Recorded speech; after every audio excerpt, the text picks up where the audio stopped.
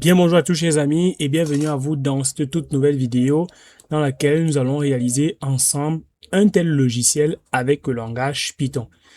Donc nous allons réaliser un logiciel avec cette interface graphique où l'utilisateur devra saisir un texte et cliquer sur le bouton lire à haute voix pour que le texte soit lu. Par exemple, si je mets salut les devs et que j'appuie sur lire à haute voix. Salut les devs.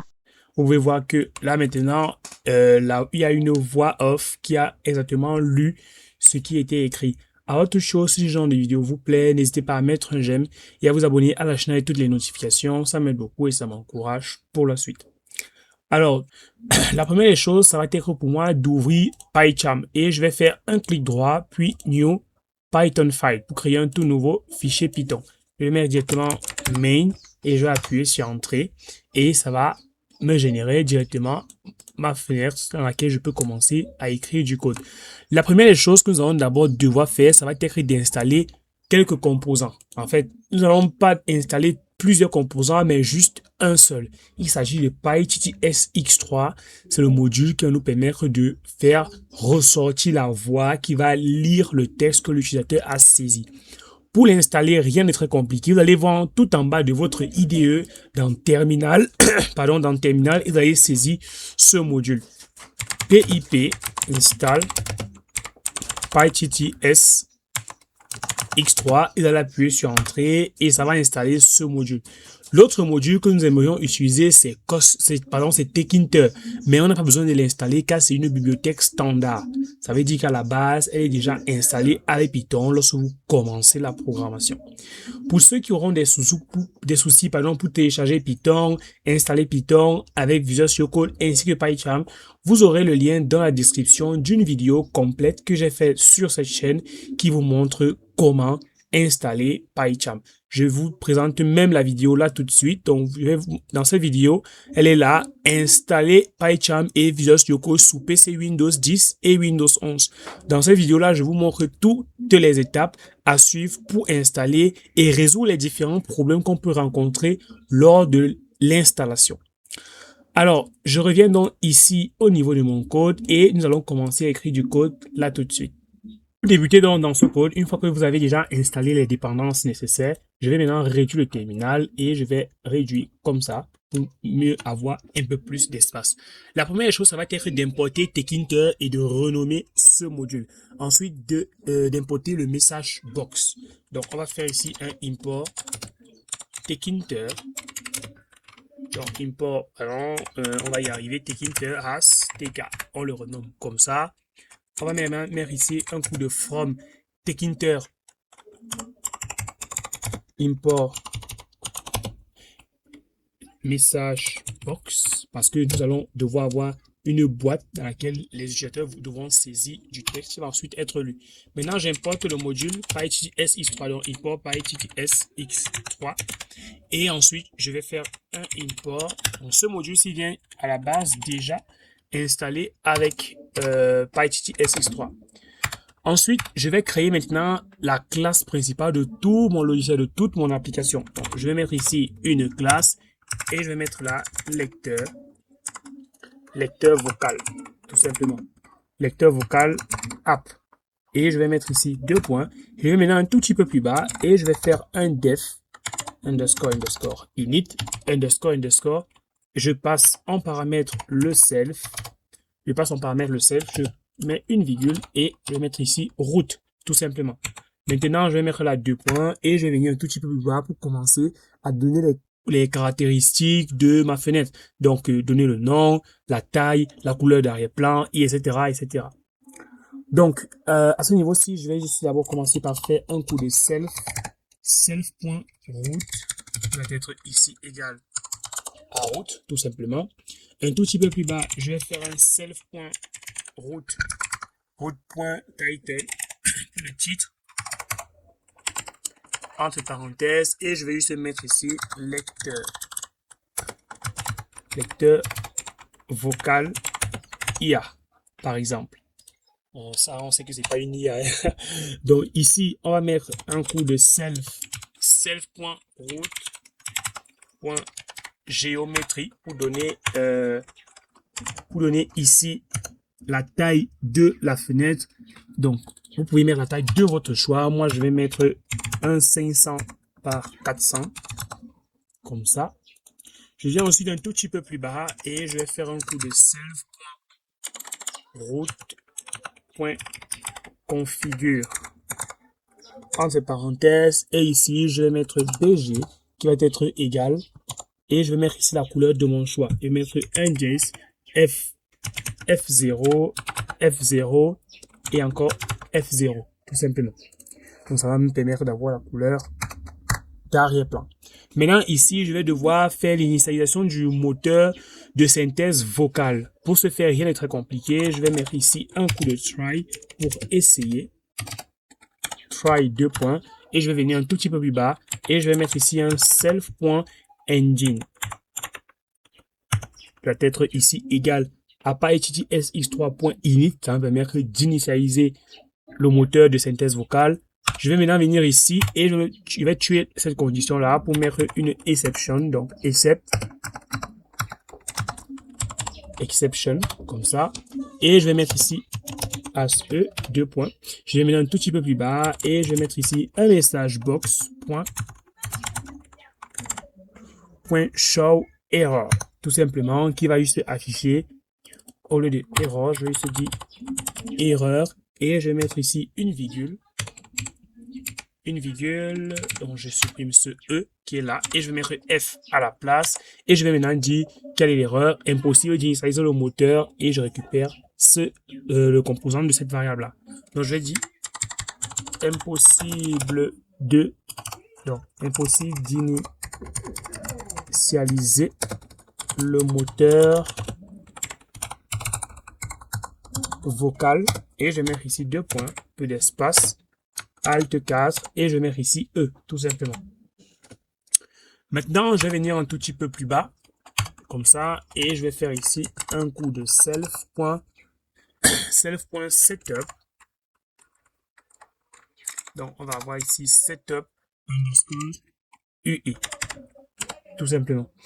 Donc, maintenant, je vais devoir configurer l'interface utilisateur, c'est-à-dire donner un titre, la zone et la barre de défilement, etc. Et tout ce qui aura, en bref, tout ce qui aura un trait avec l'interface utilisateur. Donc, à ce niveau-ci, pour faire cela, rien n'est très compliqué. Je vais venir ici, puis sur Entrée, et je vais mettre sur la même ligne que cette fonction. Donc, je vais mettre sur la même ligne que la fonction def et je vais créer ici une fonction setup underscore UI, tout simplement. Et je passe le self en paramètre, tout simplement. Je vais mettre ici maintenant 2 points et j'appuie sur Entrée. Maintenant, ici, je vais devoir configurer l'interface utilisateur. Je commence d'abord par lui donner un premier titre. Pour donner le titre, rien n'est très compliqué. Je vais mettre ici title underscore label. Tout simplement, et je vais mettre ici égal à un coup de TechInter point label, donc on va y arriver, point label, comme ça, et je vais mettre entre parenthèses, ici je vais maintenant écrire tout le nécessaire, en commençant d'abord par un self.route, on va avoir une virgule comme ça, donc, désolé, on met une virgule, je décide maintenant ici du texte qui va être affiché, donc test, et je vais juste dire saisissez votre texte à lire en fait. Donc, je vais dire saisissez, oui, votre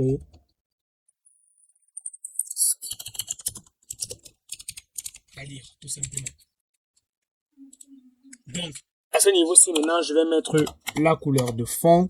Donc, comme ici, je vais mettre fond va être égal. En fait, avant toutefois de mettre la couleur de fond pour le BG, je vais d'abord donner une police d'écriture suivie d'une taille. Donc, je vais mettre égal entre parenthèses et je vais mettre ceci. Donc, égal comme ça. Et je vais juste écrire ici Helvetica parce que c'est ma police de cœur. Et j'appuie sur Tab parce que je vais changer, bon, que ça puisse mettre automatiquement. Et ici, à ce niveau-ci, je vais changer. Donc, je retire le 20, je mets 14, mettre une virgule comme ça. Et je vais juste mettre bold à la suite, tout simplement. Maintenant, je mets une virgule car je vais mettre l'arrière-plan et je vais mettre BG. Maintenant, ici, je vais écrire la couleur de mon choix. Par exemple, je vais mettre Jazz F0, F0 et F0, tout simplement. Et ici, je vais maintenant mettre FG, on va mettre une virgule, et je vais juste donner FG qui va être égal. Je vais faire maintenant Jase 33, donc 333, tout simplement. Et maintenant, je vais impacter toute la chose en faisant juste un coup de title label.pack, tout simplement. Et je vais mettre entre parenthèses un pad Y qui va être ici égal à 20, tout simplement. Maintenant, une fois que c'est fait, ce que je vais devoir passer maintenant à la création de la zone de texte avec une barre de défilement. Il faudrait bien qu'on ait cette zone où l'utilisateur va saisir le texte. Donc, sinon, ça va pas être possible, en fait. Donc, maintenant, pour se faire rien de très compliqué, je reviens toujours sur la même ligne et je vais vers ici un coup de self.text, text underscore area, comme ça, qui va être ici égal à un coup de tk. Pour ceux qui ont déjà fait du HTML, vous savez que la balise text area permet de créer un champ où l'utilisateur a la possibilité de saisir du texte. C'est justement ce que nous sommes en train de faire ici avec le langage Python. Là tout de suite, c'est comme ça que je représente un peu la balise text area en Python. Gardez un peu ça à l'esprit si vous êtes un peu perdu à ce niveau-là. Donc, je vais mettre ici un coup de texte, et je vais mettre entre parenthèses, et je vais faire ici un self.root, tout simplement, et je vais mettre là une virgule. Un tout petit peu plus bas, je vais mettre ici un coup de font qui va être égal entre parenthèses, et je vais tout simplement donner ici ma police. Donc, je vais mettre ici Helvetica. Je peux appuyer sur Tab. C'est l'avantage qu'on peut avoir quand on utilise un IDE. Parce que vous pouvez appuyer sur Tab, ça vous fait une suggestion directement comparé à un simple éditeur de texte. Parce que si j'avais par exemple codé sur le bloc-notes, j'aurais pas eu cet avantage-là. Donc ici, ça me met, je mets Helvetica, je peux supprimer le bold, comme ça. Et ici, je mets juste 11, tout simplement. Donc, ensuite, un tout petit peu plus bas, je vais mettre ici un coup de wrap qui va être égal à tk, tk.word, tout simplement. Je mets une virgule et je vais un tout petit peu bas. Bon, gardez à l'esprit une chose, vous n'êtes pas obligé de classer le code de la même façon que je suis en train de faire. Vous pouvez juste concaténer tous les éléments directement, c'est-à-dire pas besoin de sauter une ligne. Mais moi, je saute une ligne parce que j'aime que mon code soit plutôt bien organisé comme ça. Parce que, en fait, vous pouvez tout mettre sur une même ligne, c'est possible de récupérer tout ceci ou garder juste bien les parenthèses. Mais moi, j'aime faire ceci, j'aime coder comme ça. En programmation, vous savez que plusieurs développeurs, ils ont leur façon, chaque développeur a sa façon de coder. Et comme moi, je le dis toujours, tant que le code fonctionne, il n'y a pas de souci. Donc ici, un tout petit peu plus bas, je vais mettre un height qui va être ici égal à 10. Je vais mettre une virgule comme ça. Je vais venir maintenant un tout petit peu plus bas et je vais mettre un width qui va être ici égal, par exemple, à 50. Je vais mettre une virgule là. Un tout petit peu plus bas maintenant, je vais mettre un coup de relief qui va être égal à tk. tk.flat, tout simplement. Flat, je pense bien que c'est ça. Oui, je pense bien. Ok, pas de souci. On va mettre maintenant ici un pad X de 10 et un pad Y. Donc, une virgule. Et un pad Y ici. Donc, c'est pas avec des pad Y qui va être maintenant ici égal à 10, tout simplement. Donc, ici, tout est bon à ce niveau-ci. Donc maintenant, on va devoir passer à la réalisation du bouton. Mais avant toutefois de réaliser le bouton, on va devoir impacter tout ce qu'on a réalisé. Donc pour ce faire, c'est très compliqué. On va mettre ici un self.text. Self.text area.pack. Et je vais mettre entre parenthèses ici. Je vais mettre un pad Y qui va être égal à 10. Et un pad X qui va être égal à 20. Tout simplement. Donc, on va donc réaliser maintenant le bouton qui nous permet de lire. Donc maintenant, nous allons réaliser le bouton. Donc, le bouton sur lequel l'utilisateur, après avoir saisi le texte, devra cliquer sur ce bouton-là. Donc, pour réaliser ce bouton, il est compliqué. Je vais mettre un coup de self.read, read underscore bouton, qui va être ici égal à un coup de tk, bouton, bouton, entre parenthèses, et ici je vais écrire tout ce que j'aimerais donner à mon bouton, tel que son nom, la commande que l'utilisateur va cliquer dessus. Donc quand nous allons créer la fonction, pardon, nous allons créer la commande qui va avoir pour nom la fonction que nous allons créer. Je vais donner le fond, la couleur, le background, le white, tout ça, le nécessaire, nous allons donner à son niveau aussi. Donc, tout d'abord, je vais commencer par faire un texte. Donc, le texte qui va être affiché sur le bouton. Donc, j'ai copié le texte qui est lire à haute voix, comme ça. Je vais mettre maintenant ici une virgule et je vais venir un tout petit peu plus bas. Je vais mettre ici commande. Donc, commande qui va être égale tout simplement ici à self.star. Donc, star, lorsque l'utilisateur va cliquer dessus, ça va rechercher le texte qu'il a écrit et la voix qui est derrière le logiciel pourra lire le texte que l'utilisateur a écrit. Donc, on va mettre ici star underscore speaking. Donc, on va écrire ça en anglais. On peut mettre speaker, mais bon, on va mettre speaking en fait. Donc, speaking et underscore treat, tout simplement. On va mettre ici une virgule et je vais appuyer sur entrée. Maintenant, je vais donner le fond. Donc, je vais mettre ici font qui va être égal entre parenthèses et je vais donner la police qui va être Helvetica. Appuyer sur table et le pouvoir donner la taille ici. Bon, je vais retirer le 14 et je vais mettre le 12 et je vais laisser bold plus tard. Donc, ici, je vais mettre le BG qui va être égal donc BG pour background et ici, je vais décider de la couleur. Donc, on va mettre d'abord ici les guillemets et je vais faire Alt 3 pour saisir une couleur en hexadécimal. Je vais mettre FF BC5 C5E.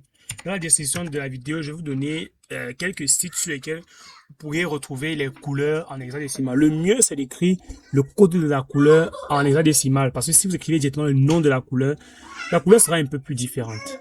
Donc, dans cette partie-ci, nous avons donc créé le bouton, les éléments, on a le texte ici qui est juste en fait affiché, lire à haute voix, on a le style que nous mettons juste là, alors la couleur, etc., la police d'écriture, bref, et on a le padding, donc le pad X et le pad Y, etc.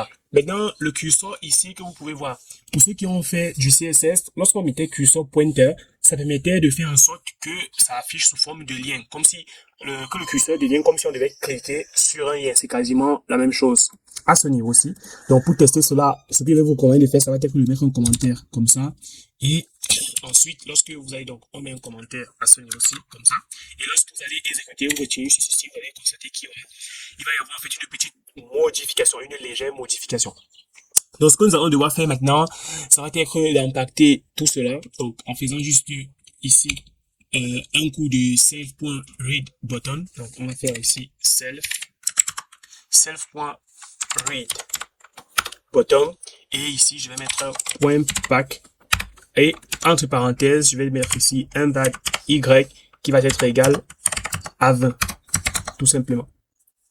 Donc, maintenant, un tout petit peu plus bas, je vais maintenant devoir créer mon pied de page. On peut dire mon footer au niveau de cette application, de ce logiciel. Donc, on va ici faire un coup de foot. Donc, je crée une variable qui s'appelle foot. Pour ceux qui ont fait du web, vous connaissez ce que c'est le footer, le pied de page. Donc, je vais mettre point label. Et je vais mettre ici, entre parenthèses, un coup de self.root. Je vais mettre ici une virgule. Et un tout petit peu plus bas, je vais mettre ici le texte qui va être donc égal à, donc par exemple, je vais juste mettre développé par Alf, tout simplement. Maintenant, je viens un tout petit peu plus bas et je vais mettre un font. Le font ici va être égal, entre parenthèses, à Helvetica. Et appuie sur Tab. Au niveau de 12, je retire le 12 et je vais mettre 8 à la place. Tandis que ici, je vais mettre en italique.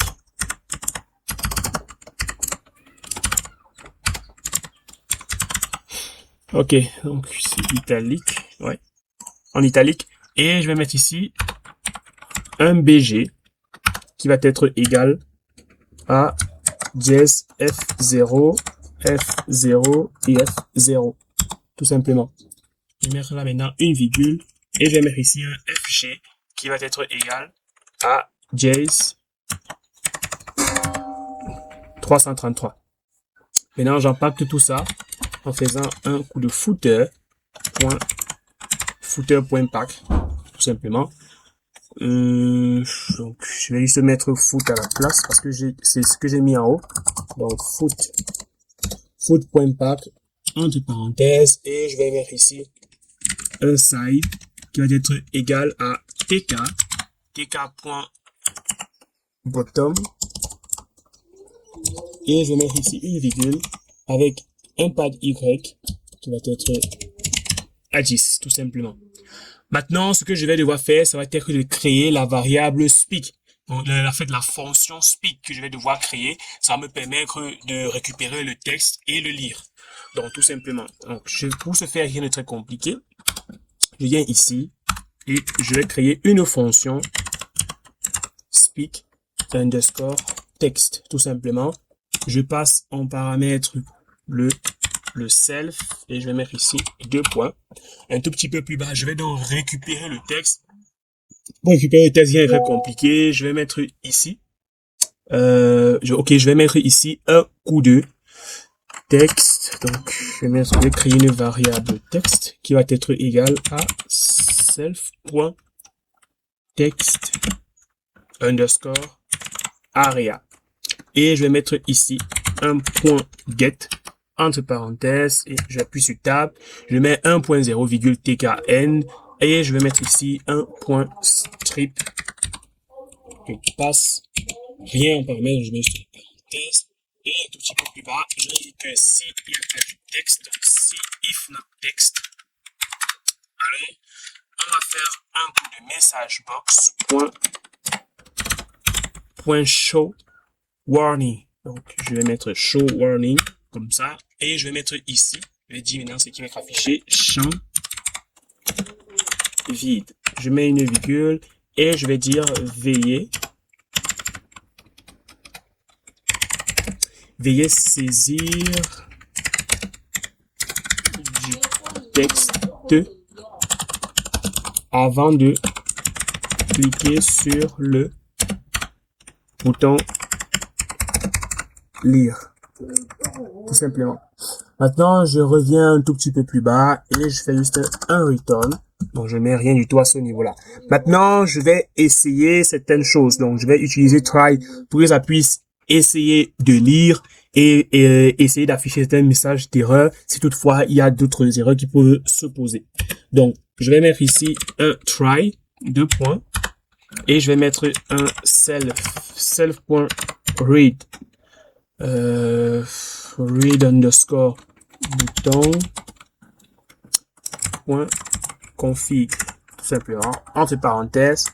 Je vais mettre ici state peut-être égal à tkinter.disable pour le désactiver, une virgule et je récupère du texte que je vais donc en fait ici je vais afficher lecture locale. Donc, je vais mettre juste lecture en cours. Donc, il faudrait en fait, pour ceux qui ne comprennent pas, ce qu'on va faire, c'est très simple. Lorsqu'une lecture est en cours, le bouton va se désactiver et voici le message qui va être affiché. Donc, un tout petit peu plus bas maintenant, je vais faire un coup de self.engine. Bon, là, le code commence à être assez long et je vais devoir le commenter. Donc, self.engine,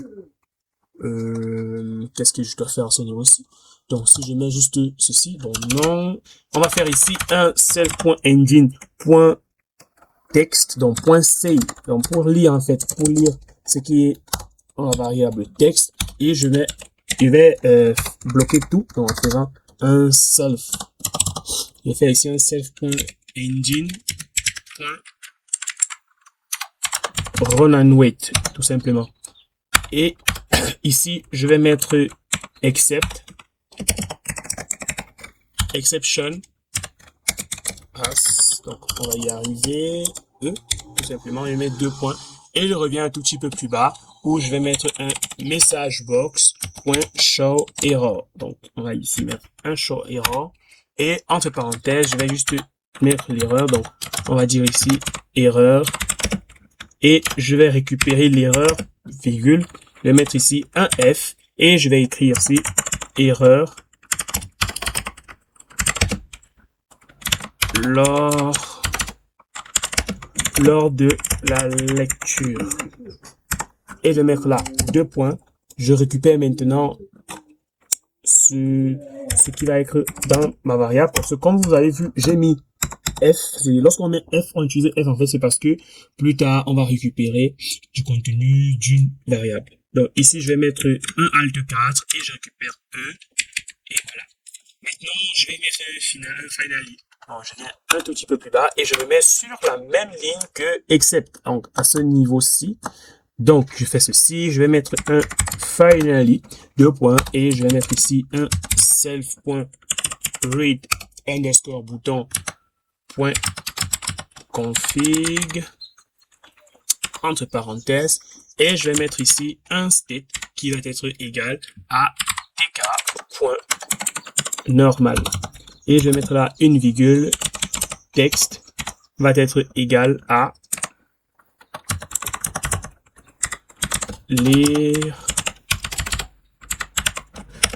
lire à haute voix, tout simplement.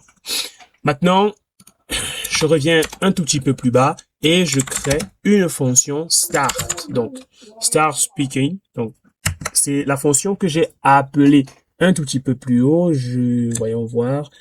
Il y a une fonction, c'est cette fonction-ci. Vous voyez, en fait, c'est cette fonction-ci que j'ai créée un tout petit peu plus haut.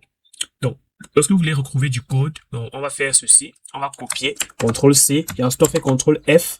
Vous allez coller cela dans la barre. Donc, ok, voici cette fonction que j'ai appelée ici. Pour ceux qui débutent en programmation, je vous invite vivement à regarder ma vidéo que j'ai fait sur les fonctions avec le langage Python.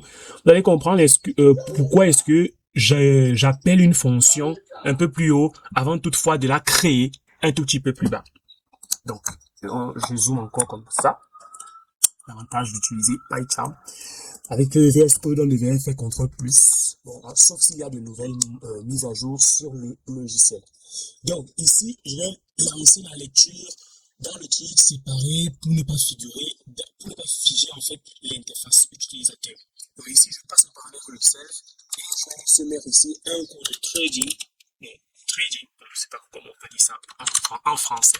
Je vais mettre ici un T en majuscule. Je vais mettre là un trade. Et je passe en paramètre l'effet de target qui va être égal à un coup de self.speedThread. Ici, il faut mettre une virgule comme ça et mettre là daemon qui va être égal à true. Tout simplement, point start. Maintenant, je vais devoir tout bloquer en faisant juste ici. Donc, je vais venir tuer tout cela. Il est ici. Et je vais mettre juste un if underscore name underscore et je vais mettre deux égalités underscore main underscore et je vais mettre, il vient à ce niveau-ci, je vais mettre deux points et je vais faire ici un coup de route qui va être égal à, donc on va y arriver, route va être égal à un coup de tk ou tkinter.tk et je vais mettre entre parenthèses, je vais mettre un tout petit peu plus bas, je vais mettre un coup de app qui va être égal à la lecture vocale de l'app, entre parenthèses, je vais mettre l'effet de route, tout simplement. Et je vais mettre ici. Là maintenant, la dernière chose que nous avons fait, c'est juste de lancer l'application. Alors, il y avait plusieurs erreurs, vous l'avez sûrement remarqué, j'ai coupé la vidéo pour résoudre toutes ces erreurs-là. Donc, la première erreur était à la ligne numéro 15, donc 15, juste ici. Donc, tout ce qu'il fallait faire, c'était, en fait, l'erreur qu'il y avait là-bas, c'était l'interpolation de la chaîne F. On avait cette erreur à cette ligne-là. On avait maintenant, en fait, ce qu'il faut faire, c'est que la variable E doit être à l'intérieur des guillemets, parce que je n'avais pas très bien mis ça. Ça m'a pris énormément de temps pour pouvoir constater cela. Donc, l'autre erreur la plus complexe que j'avais même eue, c'était à la ligne numéro 26. Donc, 26. Ok, c'est à la ligne numéro 26. Donc, je pense que ce n'est plus à cette ligne-là, parce que j'ai supprimé encore pas mal de choses au niveau du code. J'ai déplacé plusieurs éléments. Je vais donc vous mettre le code dans la description de la vidéo. Si cette vidéo-ci fait pas mal de likes et pas mal de vues. Donc, ici, j'avais juste mis un PAY au lieu de mettre le PADI. Donc, j'avais mis ça.